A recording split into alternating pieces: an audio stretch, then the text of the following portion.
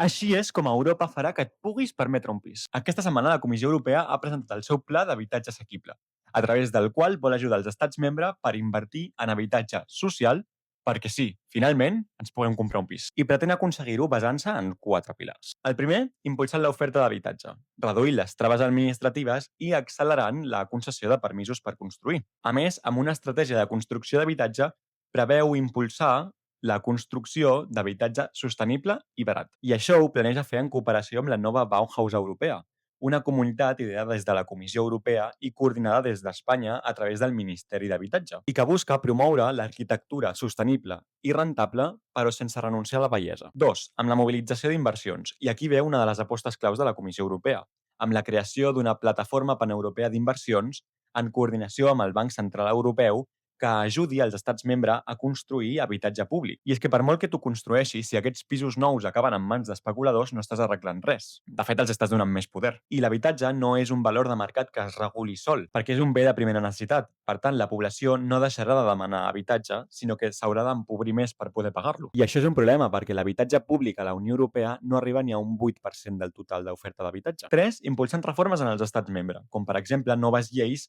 per regular el lloguer de temporada, que és una de les principals vies a través de les quals els llogaters són capaços d'evitar els topalls de preus, així com també promovent un mercat d'habitatge molt més transparent per poder identificar millor aquestes actituds especulatives. I finalment, protegint els més afectats, promovent les inversions per construir habitatge per joves i estudiants i també recolzant els estats membres per construir habitatge públic per a les famílies vulnerables. Finalment, cal destacar que les competències en habitatge recauen totalment en els estats membres, donant a la Unió Europea només un paper de suport. I tu, què en penses d'aquest pla d'habitatge assequible? Creus que arreglarà la crisi o l'acabarà d'empitjorar?